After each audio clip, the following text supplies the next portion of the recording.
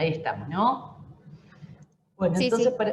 ahí está. Entonces, decía, vamos a hablar de absceso epidural, ¿sí? Que lo va a diferenciar es la ubicación en espinal o cerebral, el empiema subdural craneal y el absceso cerebral. Para entender esta entidad, como ustedes seguramente ya saben, lo fundamental es saber la anatomía, ¿sí? De qué estamos hablando. Cuando hablemos de absceso epidural, sabemos que es el espacio que está entre la dura madre y el tejido óseo, ¿sí? Epidural o extradural, por encima, ¿sí? De la dura madre o sea, por encima de la dura madre.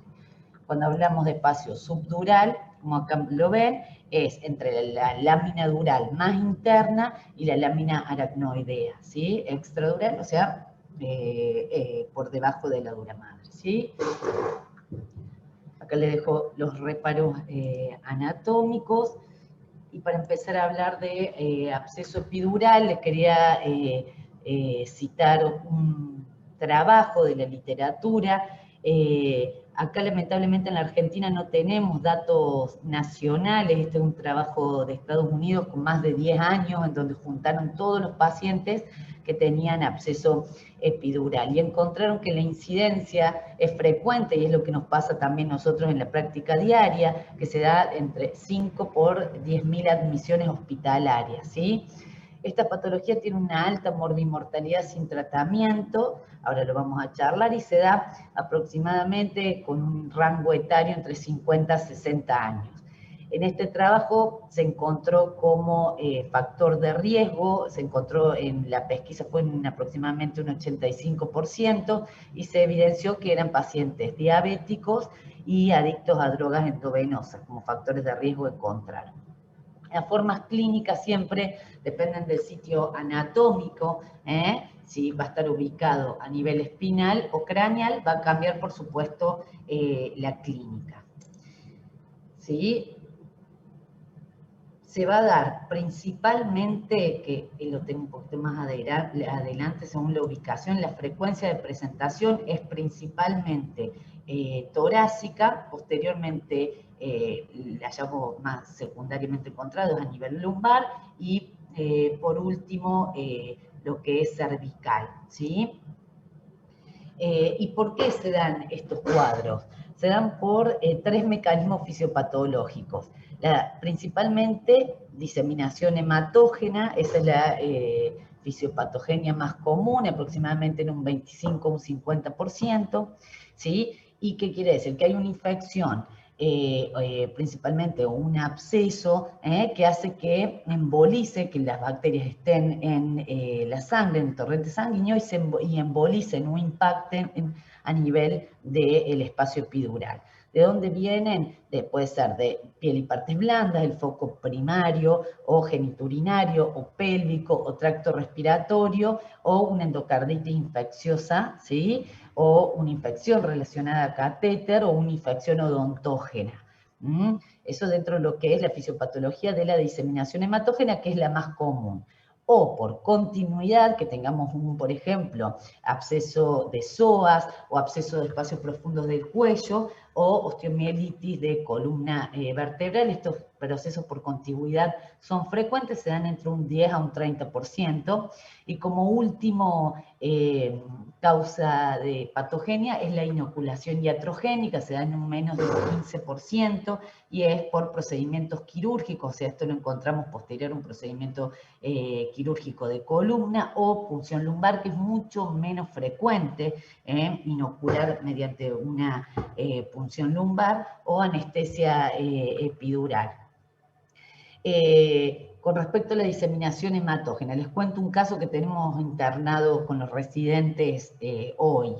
Un señor de 80 años, masculino, con muy buen estatus performance, puede hacer todas las actividades de la vida diaria, vive con su esposa, viene aproximadamente consultando hace 10 días por dolor lumbar, ¿sí? Empieza con dolor lumbar. En varias consultas, en otras instituciones incluso, se le dio analgésicos, a pesar de eso no mejoraba, le preguntaban por fiebre, el señor no refería a haber tenido fiebre ni equivalentes febriles, hasta que viene la guardia del Hospital Británico, que a pesar de los analgésicos que se le daban, la escala de dolor incrementaba con el tiempo. Una médica, el paciente no refería fiebre, la médica de guardia le pone el termómetro, constata 38 grados, o sea, y ahí le hace una imagen y que evidencia un absceso epidural. Le saca, hemocultivos, y de todos los hemocultivos crece un Streptococcus viridans, ¿sí? Al examen físico, además del dolor lumbar, tiene muy mal estado de piezas dentarias, el señor deja de ir al odontólogo en este periodo de la pandemia y está internado hoy en el piso. ¿Qué otros estudios a este señor se les ocurriría pedirle? Con todos los que les conté. Tiene un abscesito epidural, se constató fiebre acá en el hospital y tiene cultivos con Streptococcus viridans. ¿Una PL? No, una PL no. No tiene deterioro del sensorio, solamente es el dolor. Yo después les cuento lo que se vio en la resonancia. La verdad que la resonancia de columna se ve un absceso epidural bastante pequeño, no es tan grande, es la verdad más bien laminar. Pero acuérdense que está bacteriémico, se encuentran los hemocultivos, en 4 de 5 hemocultivos que se tomaron, el Streptoviridans. Un ecocardiograma para ver muy si bien, no tiene... Sofía, muy bien. Un ecocardiograma, ¿sí? Un ecocardiograma, por eso les decía, la diseminación en este señor, la etiología es hematógena. Hoy se va a hacer el ETE, nosotros en el hospital podemos hacer ecocardiograma transesofágico, que sabemos que la sensibilidad y la especificidad es muchísimo más alta que una ecografía transtorácica, como ustedes saben. Y muy probablemente, después les cuento, pero muy probablemente este señor tenga una endocarditis infecciosa en un viejito, que muchas veces chicos no hacen fiebre o no se dan cuenta que tienen fiebre, hay veces que no tienen, por las características del huésped. 10 días de consultar, probablemente está bacteriémico hace mucho tiempo e impactó en columna. Y ahora tiene el absceso epidural, que es pequeño, que por suerte ahora les voy a contar la clínica de lo que es absceso epidural, que puede ser mucho más catastrófico y grave que en este señor, pero siempre hay que buscar la causa. ¿Por qué tiene el absceso epidural? Tiene un absceso de psoas, tiene una endocarditis infecciosa, tuvo una cirugía en columna. Bueno, a pesar de todos los estudios que hagamos, y muchas veces también nos ayuda, chicos, lo que es el aislamiento microbiológico, porque uno depende de lo que uno aísla, sabe qué buscar. No es lo mismo si encontramos bacilos gram negativos, y la verdad que muy improbablemente sea una endocarditis infecciosa. ¿Existe endocarditis infecciosa por bacilos gram negativos? Sí, pero la verdad que es una entidad bastante infrecuente. Yo, si viene un señor que tengo un absceso con bacilos gram negativos en sangre, y lo que primero voy a hacer es una tomografía ¿de qué? ¿De qué van a hacer la tomografía? De abdomen, Una tomografía de abdomen, buscando abscesos hepáticos, o buscando un absceso de psoas, buscando vía biliar, que es el foco que más bacteriemia por bacilo gram negativo da. Bueno. Entonces seguimos. Bueno, les decía entonces que a pesar de muchas veces, o es lo que figura en la literatura, en un 30 o un 40% no se puede identificar el origen aunque uno lo busque. La verdad que esto es más bien bibliográfico, porque en la práctica clínica, la verdad que mayoritariamente uno encuentra la etiología. Entonces, ¿cuáles son los más frecuentes? ¿Cuáles son los gérmenes más frecuentes involucrados? A la cabeza siempre está Staphylo aureus en un 65%, tuberculosis, este tipo de procesos en un 25%, y más como les decía antes, nosotros no tenemos datos nacionales de absceso epidural y menos por TBC, pero nosotros que tenemos una incidencia de tuberculosis mediana alta, en nuestro medio y especialmente en HIV no es infrecuente encontrarlo. Bacillus gram negativo se puede ser causa de absceso epidural en aproximadamente un 15%, estreptococos en un 10%, estafiloepidermidis en un 5%, anaerobios y etiología desconocida aproximadamente en un 6%. ¿Sí? ¿Cómo es la clínica? La clínica, que empieza, como le decía, son las manifestaciones iniciales pueden ser bastante inespecíficas, pero después que se está instalado el cuadro, la secuencia de eventos es bastante clásica y por lo general empieza en dolor en el sitio afectado, como en este señor, dolor lumbar, más o menos fiebre, depende del huésped. Lo que les quiero decir con esto es que cuando uno no encuentra fiebre o hay que buscarla, ¿sí? O hay que, si no tenemos una etiología por la cual un señor le duele la espalda, no tuvo trauma, no tuvo nada, es de muy buena práctica hacer una imagen, ¿sí? No es darle analgésico y nada más, pero habitualmente, y principalmente en los pacientes más jóvenes, donde los cuadros son más bien típicos, se da dolor en el sitio afectado y fiebre. Cuando esta patología evoluciona, ya va a dar neuralgia en el trayecto afectado, ¿sí? Y posteriormente, sin tratamiento y librado a su evolución, debilidad motora, alteraciones sensitivas, disfunciones autonómicas, vesical e intestinal, hasta instaurarse la parálisis, que si se dura más de 36 horas, hay veces que no hay veces, muy probablemente queda la secuela motora de por vida. Por eso estas patologías son bastante infrecuentes, pero tienen altísima morbimortalidad. ¿Sí? ¿Por qué? Porque comprimen la médula, entonces si uno no la descomprime rápidamente, si son abscesos más bien grandes o empiezan siendo pequeños, pero uno lo deja evolucionar, no lo trata con antibióticos, no hace un drenaje parcial, muy probablemente la evolución sea la parálisis. Entonces, como les decía, es una emergencia infectológica, ¿sí? Entonces, ¿qué hay que hacer? Por supuesto, un laboratorio que es bastante inespecífico. En el laboratorio podemos encontrar leucocitosis, eritrosedimentación elevada, depende el tiempo de evolución. Vamos a tener en el laboratorio alguna característica de sepsis severa, como por ejemplo alteración del hepatograma, alteración de la función renal, pero la verdad es que el laboratorio no nos da muchos datos, más que a veces leucocitosis. Los hemocultivos, en cambio, sí. En este tipo de pacientes siempre hay que hemocultivar. Acá en el hospital este paciente yo les dije 5, pero se le realizaron 6 juegos de hemocultivos,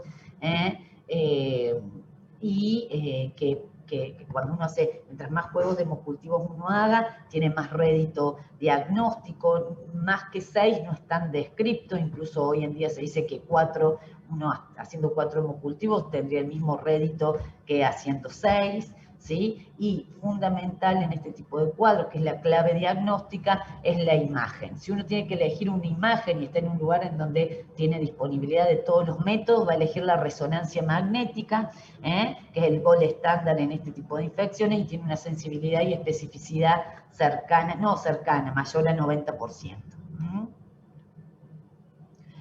Estos son como se ve, vean los discos, el espacio interdiscal también comprometido.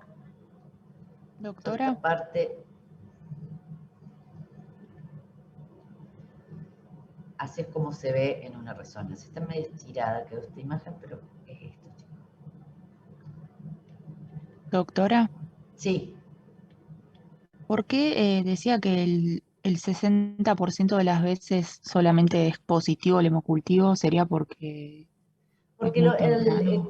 tiene una limitación. Eso es en general, chicos. Todo lo que les digo es como un promedio de todas las patologías del rédito. Hay algunas patologías que depende de dónde venga, ¿sí? El germen va a tener más o menos rédito. Por ejemplo, una neumonía, si vos le haces hemocultivo, el rédito en la neumonía es mucho más bajo que en vía biliar, ¿sí? Un foco biliar, un foco urinario, es mucho más frecuentemente el rescate, el aislamiento microbiológico en hemocultivos, depende del foco, es muchas veces mayor. El promedio en estas patologías, el rédito es aproximadamente del 60%, ¿sí? Pero es un promedio, es tan amplio este capítulo que yo le estoy dando, porque ahora vamos a seguir profundizando, ¿no? Y vamos a ver que hay un montón de patologías involucradas adentro de esto, es una gran entidad, otras infecciones en el sistema nervioso central. Si vos me decís, por ejemplo, foco en hemocultivos positivos en neumonía, ¿es común encontrar hemocultivos positivos en neumonía?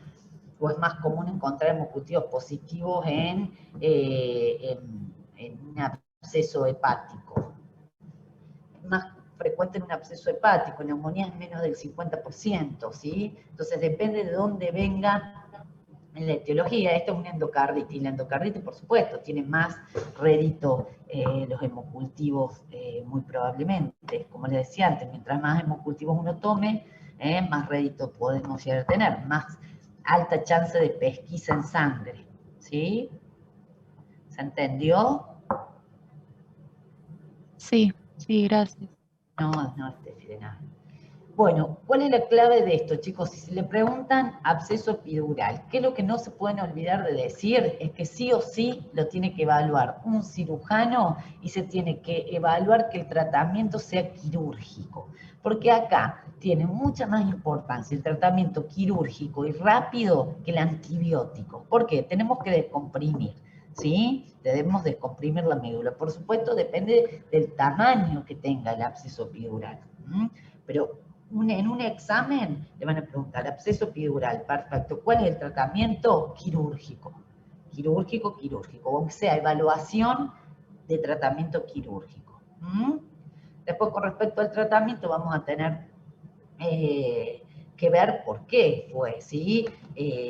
Por qué aislamiento tenemos, de dónde viene el paciente, si estuvo en un medio hospitalario y esto es posquirúrgico, va a tener un esquema, si viene de la comunidad y nunca tuvo tratamiento antibiótico, va a ser otro esquema, pero lo más importante es acá el tratamiento quirúrgico y el diagnóstico. O sea que acá hay dos claves, la imagen, ¿sí? Y el tratamiento quirúrgico. Ahora vamos a hablar después del tratamiento antibiótico en general. Ahora se los voy a, al final les voy a dar el tratamiento de todo, ¿sí? Para que no nos hagamos lío. Bueno, eso es con respecto a absceso epidural craneal, ¿sí? El epidural craneal va a ser exactamente lo mismo que les dije, pero cambia la ubicación, Y acá, cuando cambia la ubicación, la patogenia es mucho más frecuente, no por embolia, no por embolismos de un foco distal, sino por contigüidad. Es mucho más frecuente que en un absceso epidural tengamos muy cerca del lugar afectado alguna patología infecciosa. Sea sinusitis, otomastoiditis, o que haya tenido una cirugía maxilofacial, o algún traumatismo de cráneo, o alguna sobreinfección de algún hematoma. Esto es bastante infrecuente, pero lo que no se puede olvidar es que estos pacientes o tuvieron una intervención quirúrgica hace poco, o están cursando un proceso infeccioso que tiene que estar muy cercano, porque esto es por contigüidad, al absceso epidural craneal. Acá el cuadro clínico, por supuesto, no va a ser dolor lumbar, va a ser cefalea, fiebre, y acá sí, como los espacios son menores y no nos da tanto tiempo, el paciente va a presentar algo que nos marca la gravedad del cuadro, que es la alteración del estado mental, ¿sí?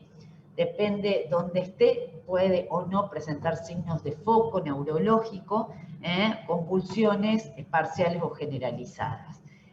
Cuando el paciente deteriora el sensorio, ¿sí? Nos habla de un cuadro muy grave, en el cual puede ocurrir herniación craneana y, por supuesto, luego coma y muerte. No nos da mucho tiempo estos cuadros, y acá, sobre todas las cosas, además de hacer un diagnóstico rápido mediante resonancia también, que si uno tiene la suerte de tener un resonador en la institución, le pide resonancia, sino tomografía de encéfalo con contraste, y acá lo que vamos a ver por supuesto, es el realce paquimeningio más la colección instaurada. ¿Y qué hay que hacer, chicos? Sobre todo acá, urgencia quirúrgica, se mete al quirófano. ¿Sí? Lo mismo con el antibiótico que vamos a hablar al final, depende del foco que tenga o de los antecedentes que tenga el tratamiento. ¿Cuánto tiempo se tratan estos cuadros después del drenado? El tratamiento es largo. El drenaje muchas veces nos ayuda no solamente a salvarle la vida al paciente, sino a acortar el tiempo de duración, ¿sí?, del tratamiento, y que el antibiótico llegue mejor a ese foco que en algún punto va a estar drenado o parcialmente drenado.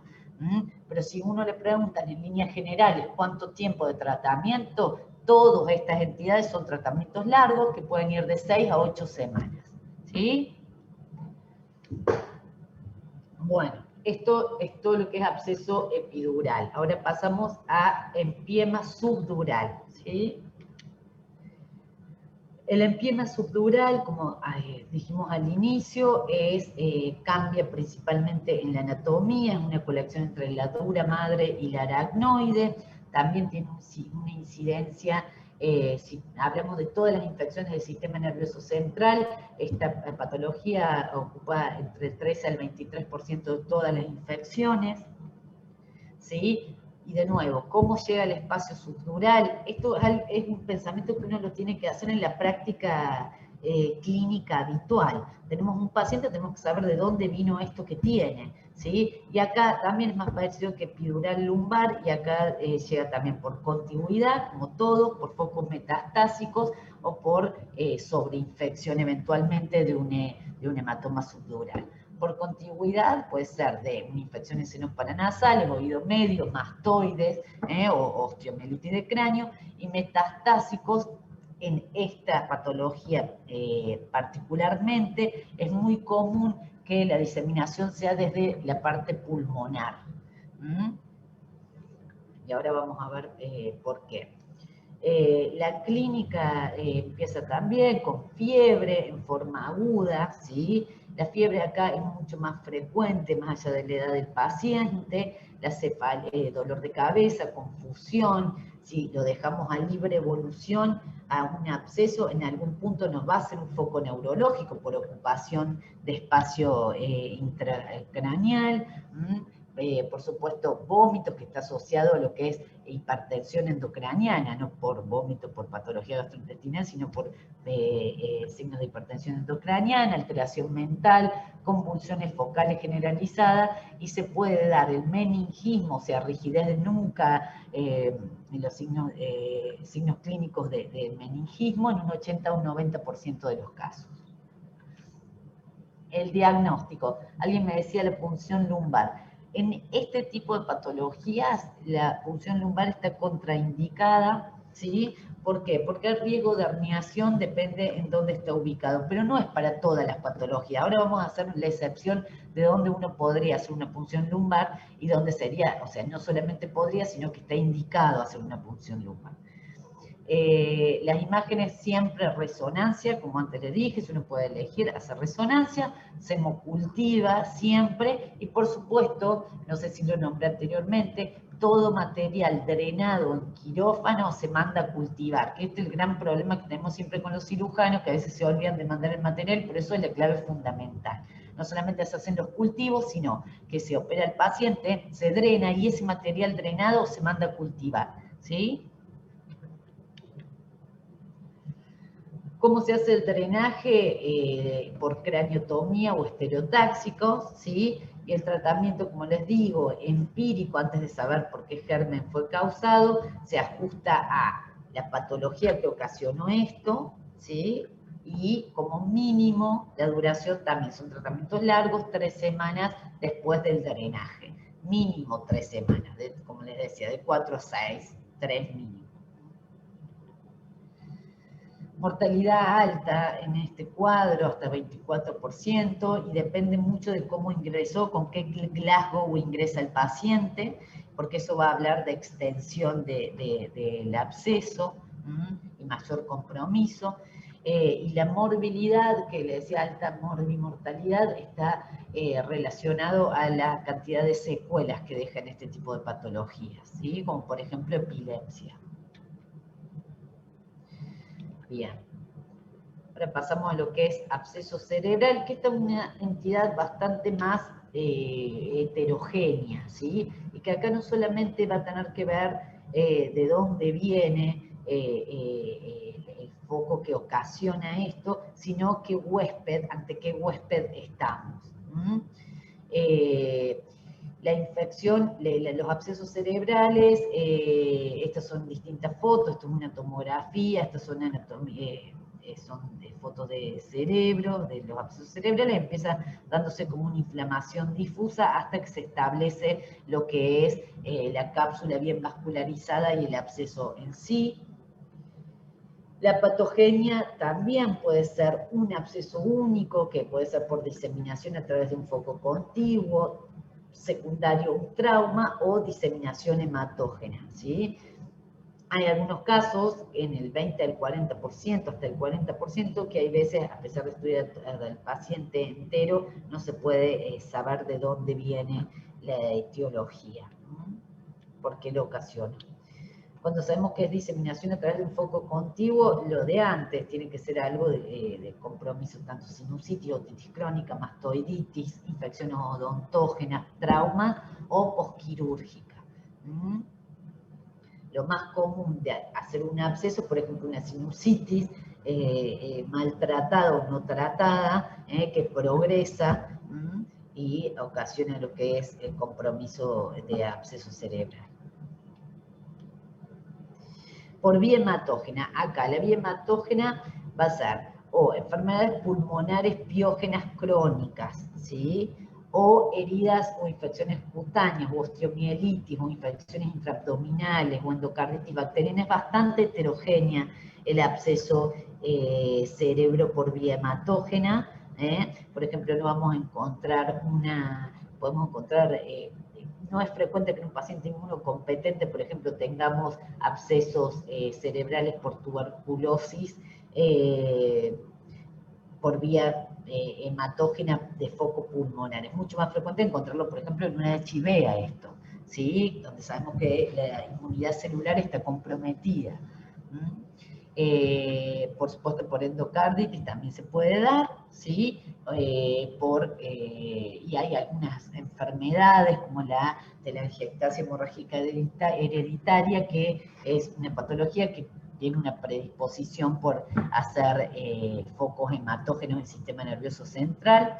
Estos abscesos por vía hematógena pueden ser múltiples y multiloculados y presentan aún una mayor mortalidad.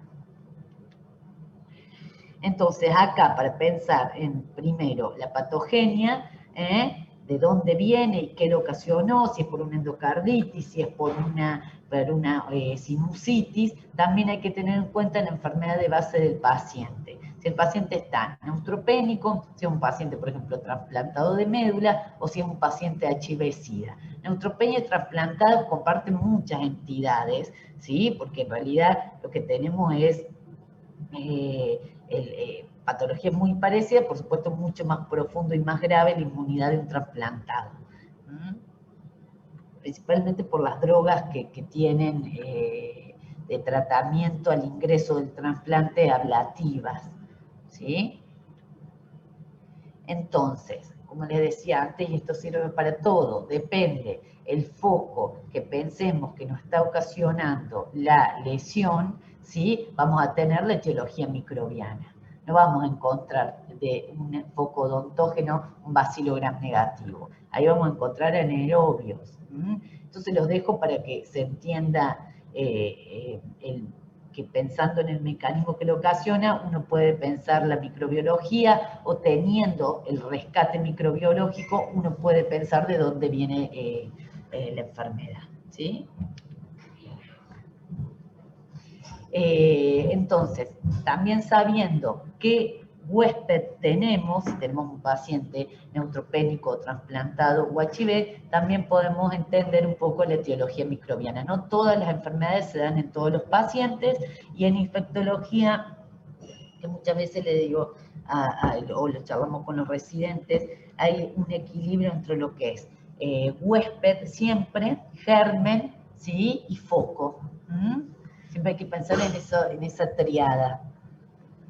Entonces, en pacientes neutropénicos y trasplantados, vamos a encontrar una neutropenia, como seguramente ya les debe haber dado la doctora Jordán en la clase. Vamos a pensar primero en bacillus gram negativo, pensamos en pseudomonas, también pensamos en hongos como aspergilos, mucorales y cándida. En trasplante a la cabeza, aspergilosis, hongos, ¿sí? No importa el nombre, hongos a la cabeza, aspergilosis, cándida, mucorales, nocardia, que es bastante excepcional, toxo, esto es mucho menos frecuente que, por ejemplo, en un HIV, en donde vamos a encontrar toxo, nocardia, mucho más frecuente, un HIV-Sida, ¿no? Un HIV con menos de 50 CD4, o tuberculosis, o listeria, o cripto.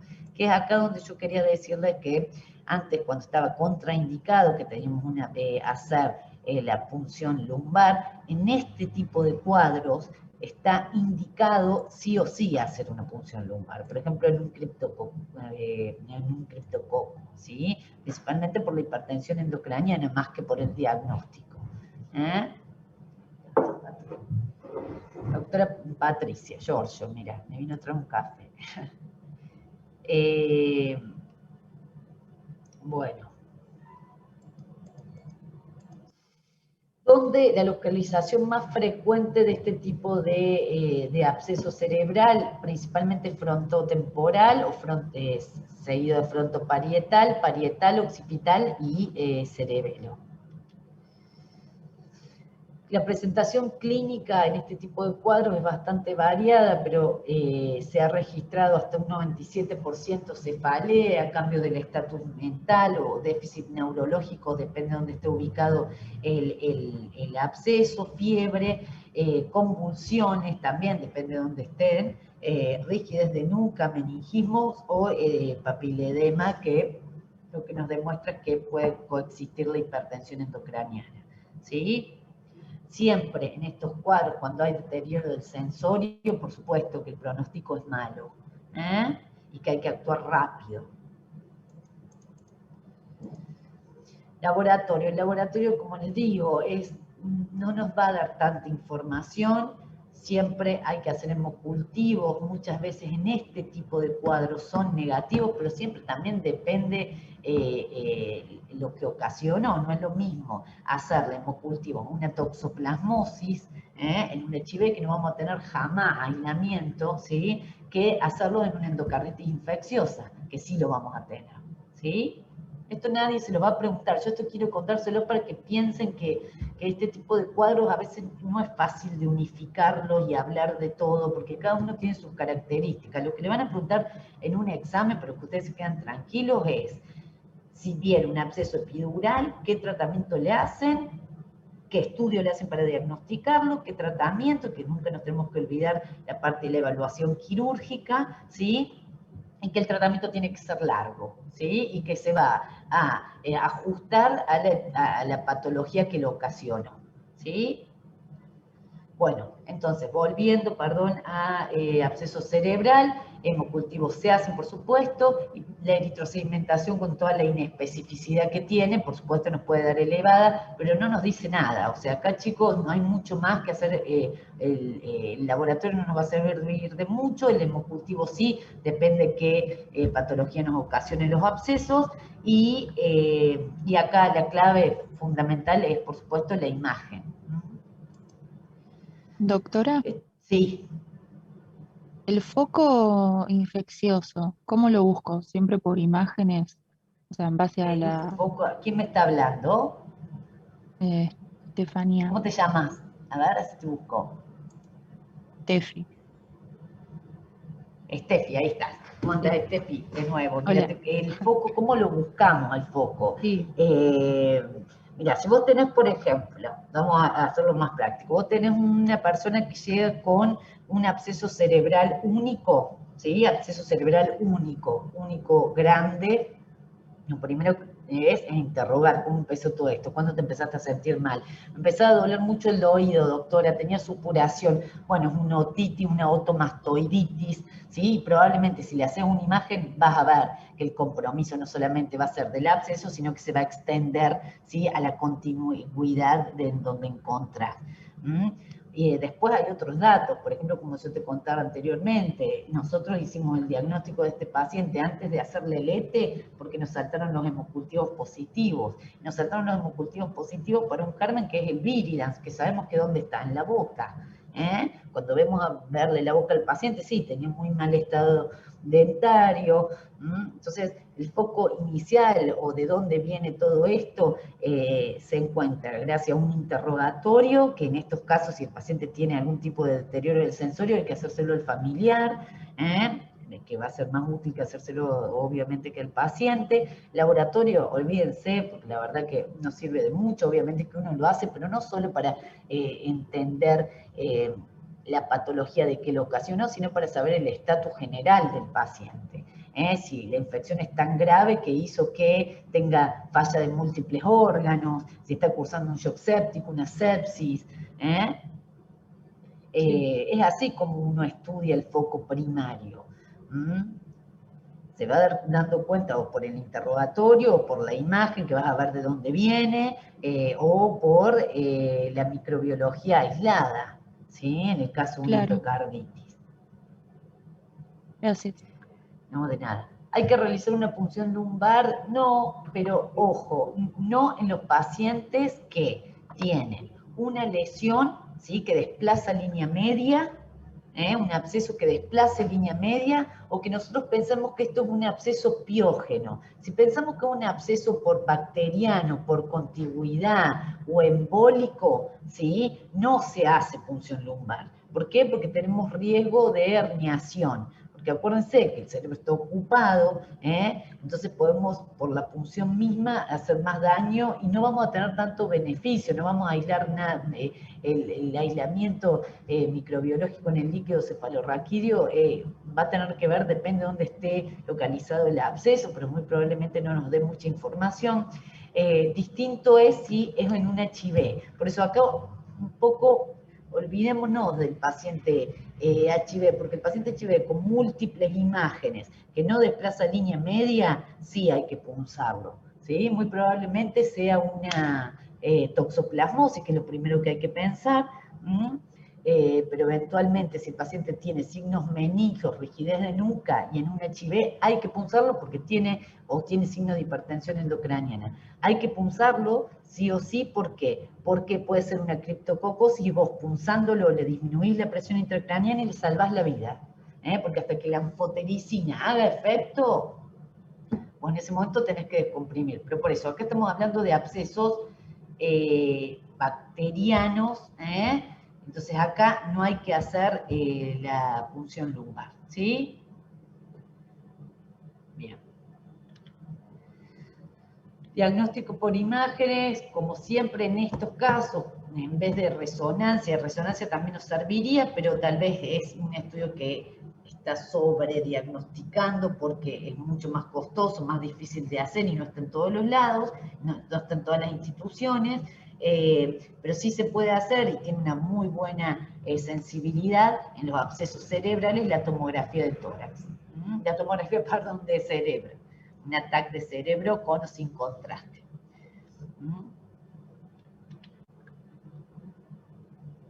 Es lo que les vengo diciendo, un poco más sensible que la tomografía, ¿sí? Es más sensible para detectar lesiones satélites. Nosotros siempre decimos que en un paciente que vemos algún tipo de lesión, varias lesiones con una tomo, si hacemos una reso vamos a encontrar muchas más lesiones, o sea, tiene eso, tiene más especificidad, y además tiene mayor certeza para determinar la extensión del edema. Y es más sensible para las lesiones en el tronco también la resonancia. Entonces, este tipo de pacientes, las tres entidades en las cuales hablamos, hay que pensar siempre que hay que hacer una imagen, hay que hablar con neurocirugía, ¿sí? Hay que hablar, por supuesto, con el infectólogo para que nos ayude a elegir el antibiótico y por lo general son pacientes graves que tienen que tener soporte de terapia intensiva. Este es el manejo de este tipo de pacientes.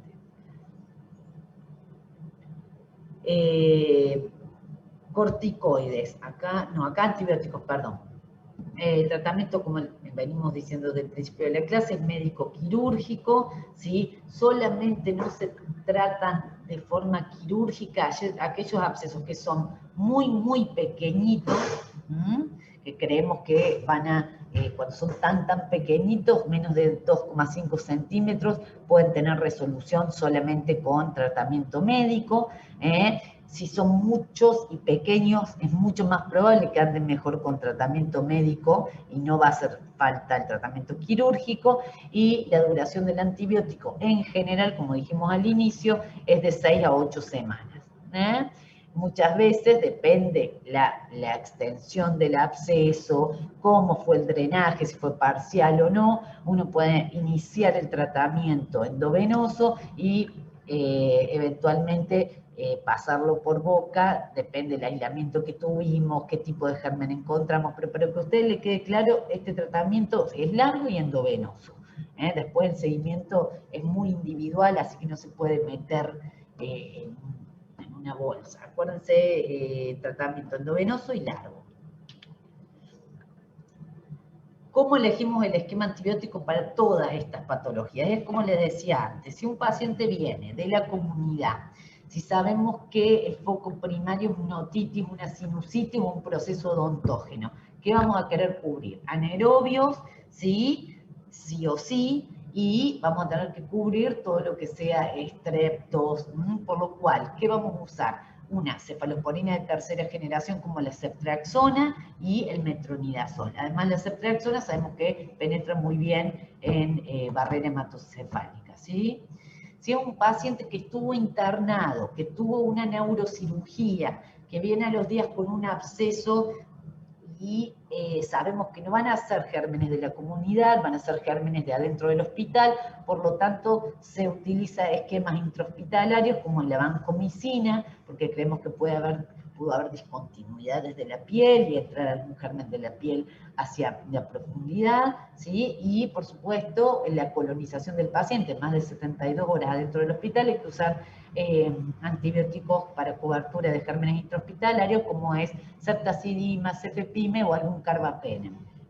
Esto depende siempre de qué tipo de la microbiología y la epidemiología hospitalaria que tenemos en nuestro quirófano, cuáles son nuestras infecciones más frecuentes. Por eso ese tipo de datos hay que tenerlos siempre y habla también de la seriedad del lugar en donde uno trabaja. Uno tiene que tener datos siempre de su institución. ¿Cuántas neurocirugías tenemos? ¿Cuántas infecciones asociadas a neurocirugía tenemos? ¿Por qué las tenemos? ¿Qué gérmenes ocasionan? ¿Y cómo hacemos para no tenerlas más? ¿No? Ese es el planteo final. Si este paciente tiene un absceso pulmonar o un empiema y viene el foco desde ahí, es muy parecido a lo que pasa con otitis, sinusitis y foco odontógeno. También se trata con ceftriaxona y metronidazol. Y si estamos pensando en nocardia, que es una etiología que muy frecuentemente impacta el sistema nervioso central por el tropismo per se de la nocardia, se agrega Bactrim, ¿sí? ¿Se dan todos los pacientes en anocardiosis? Y la verdad que no, por lo general uno tiene que buscar inmunosupresión, sí se puede dar en pacientes inmunosuprimidos, sí se puede dar en pacientes HIV, es lo más frecuente.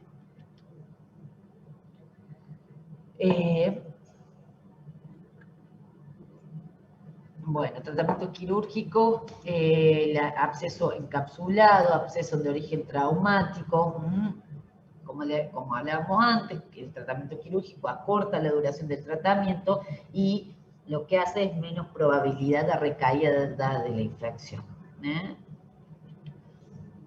Bueno, ¿usamos corticoides o no usamos corticoides?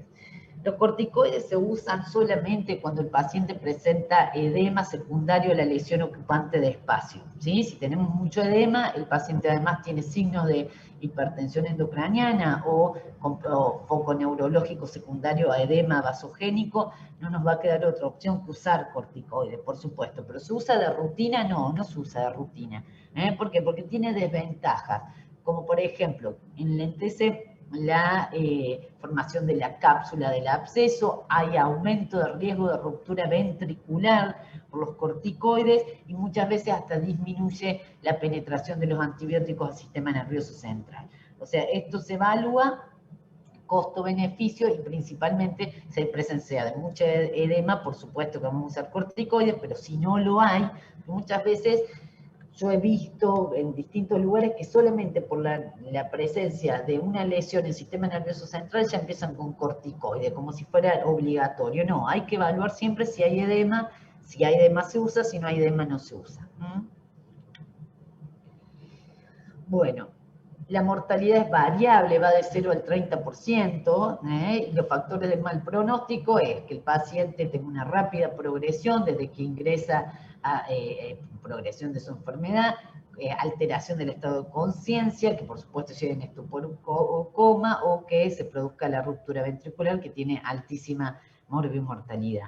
Las secuelas en este tipo de patologías existen, como antes les comentaba, como convulsiones, son frecuentes y van del 30 al 60% y dependen mucho del tiempo en el que uno diagnostica, del tiempo de tratamiento y cómo haces, lo rápido que se resuelve eventualmente el cuadro. Doctora, Sí. le pregunto por los corticoides, tardó mucho en activarse el micrófono. Decime. Si hay una lesión ocupante, Sí. ¿no debería siempre haber inflamación y edema? No, no en todos los casos hay edema. Uno esperaría que siempre que hay una lesión ocupante de espacio hay edema. No, la verdad que no. Hay un montón de casos que la lesión, o por ser pequeña, hay veces que son pequeñas y múltiples, hay veces que son muy en cortical, hay veces que... Pero no es... es una fake news, diría, que toda lesión ocupante produce edema. En realidad eso hay que evaluarlo, y eso se ve en la tomografía o en la resonancia, te va a ayudar mucho el neurocirujano también a determinarlo. Y el estado de conciencia del paciente. Si vos ves que tiene una lesión llena de edema, un foco neurológico, haces la tomografía y te das cuenta que es por edema vasogénico, por supuesto que usas corticoides. Yo no estoy en contra del corticoide, lo he usado muchísimas veces. Yo en el Muñiz trabajaba en terapia intensiva durante muchísimos años, por lo cual te imaginas que he visto muchísimas lesiones ocupantes de espacio, he usado corticoides un montón de veces, pero hay veces que no hay edema y es de mala práctica usarlo. O sea, hay que evaluar. Si hay edema se usa, si no hay edema no se usa. Sí, y las lesiones podrían ser capsuladas o no, ¿no? Las lesiones pueden ser capsuladas o no, muchas veces lo que es va a tener que ver con el tiempo de evolución de la lesión. Mientras más tiempo de evolución tenga, más formada va a estar y va a tener cápsula, porque va a ser una formación ya bien establecida, y también tiene que ver con la etiología, principalmente esto de encapsulamiento, se habla cuando los abscesos son piógenos, o sea, bacterianos. ¿Y la cápsula estaría relacionada con que no haya tanta respuesta inflamatoria? Podría estar relacionada, pero no sé si uno... eso es muy individual de cada caso, porque depende en dónde va a estar ubicada principalmente la lesión. Claro, Y no cuánto pensarlo así. mide, más que con la cápsula en sí. Okay. Probablemente un absceso piógeno tenga edema, tenga mucho edema. ¿Sí? Sí, pero por ejemplo una toxoplasmosis, ¿vieron alguna vez una toxoplasmosis cerebral? Bueno, una toxoplasmosis cerebral en HIV, ves varias imágenes y un montón de veces no tienen edema, ni siquiera tienen foco. Por eso depende qué etiología, por eso hay que ver caso por caso. Lo que yo les quiero dejar con esto del corticoide es que no siempre se usa corticoide, que se evalúa paciente por paciente. ¿Por qué? Porque los corticoides no es que son inocuos, los corticoides tienen alguna ¿Qué otra contraindicación? No quiero decir que no los usemos, solamente quiero decir que los usemos cuando corresponda. Y corresponde cuando uno ve edema. Doctora, solo para saber si lo noté bien, Sí, los contras del corticoide serían primero que se evita la formación de la cápsula del absceso y después puede ser que aumente el riesgo de romper el ventrículo o algo así. exactamente, aumenta el riesgo de ruptura ventricular. Ah, ok. Sí, eso Gracias. está bien informado y no es tan frecuente, pero se sabe que aumenta el riesgo de ruptura ventricular. Y hay veces que disminuye incluso la penetrancia del antibiótico en el sistema nervioso central.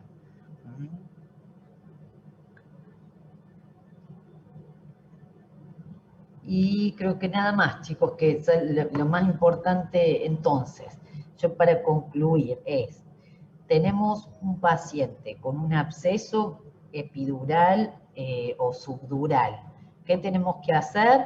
Una imagen, ¿sí?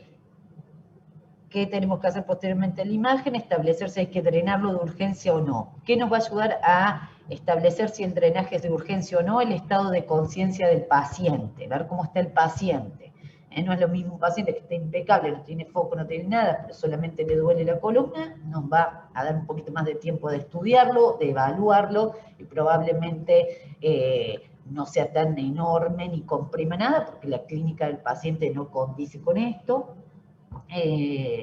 Tratamiento antibiótico va a depender de dónde venga el paciente, si viene de la comunidad, si no viene de la comunidad, si tuvo un trauma, por ejemplo, si viene un paciente post-politraumatismo, donde vemos que la herida tiene tierra, bueno, se va a cubrir, por ejemplo, también gérmenes como aeromona. O sea, no quiero que se achiquen en un esquema antibiótico como si yo les diría, porque esto es una entidad enorme, y las entidades... esto no estamos hablando ni de nocardia, ni de toxo, ni de... sí, estamos hablando de la entidad per se. Entonces, este tipo de casos se evalúa caso por caso. ¿De dónde viene? Si tiene presión antibiótica previa, si no tiene antibiótico previo, si tiene un historial de HIV, si no tiene un historial de HIV. Pero si es piógeno, para que les quede el concepto, tratamiento largo, endovenoso. Si viene de la comunidad, ¿sí? Ceftriaxona metronidazol, muy probablemente, y si viene de intrahospitalario, uno usa antibióticos, depende también de la flora que uno tenga en quirófano y todo, pero ceftazidima, cefepime, mepipartazo, vancomicina siempre, o carbapenem, depende de en qué institución estemos trabajando y qué datos tengamos de nuestros gérmenes intrahospitalarios. Pero no hace falta que sepan nombre y apellido de lo que ustedes van a tratar, porque eso depende, es caso por caso, ¿sí? Si alguien les pregunta algo de esto, va a ser, ¿pensás en llamar al cirujano o no lo llamás al cirujano? ¿Sí? ¿Y qué estudio le haces? Una resonancia. El paciente está grave, vino en coma, ¿vos qué pensás? Y le haces y tiene un absceso enorme. ¿Qué le decía al cirujano? Metelo quirófano ya. Esa es la respuesta. ¿Sí? Bueno. ¿Alguna otra pregunta? Sí, yo tengo una consulta. Dijo que en las lesiones que son de tamaño pequeño, de unos 2 centímetros creo que era, el tratamiento de lesión, el tratamiento que se elegía era el médico. Sí. ¿Aún en pacientes inmunocomprometidos? Sí, aún en pacientes inmunocomprometidos. Incluso en los pacientes inmunocomprometidos es mucho más frecuente que se den este tipo de abscesos, ¿sí? Que son enfermedades oportunistas en realidad. Que vos acabas de estar pensando, pequeños abscesos chiquitos, vos pensás en, por ejemplo, en toxo, en cripto, ¿sí? Ponele que no sea un paciente de HIV, que sea una endocarditis infecciosa, que es una embolia en el sistema nervioso central, pequeñita, tampoco se opera. ¿Sí, Pedro? Depende muchísimo también del tamaño, eso es fundamental. En inmunocomprometidos tampoco, incluso que seguramente Jordán les dio la clase de inmunocomprometidos, ¿no? La doctora Jordán. Sí, sí. Bueno, cuando vos tenés un paciente inmunocomprometido y principalmente neutropénico, porque los inmunocompromisos son enormes y variables, y hay más graves y menos graves, ¿sí? No todo el inmunocomprometido es lo mismo, pero el inmunocomprometido neutropénico, ¿sí? Mientras vos menos lo invadas y lo sometas a un tratamiento quirúrgico, es mejor.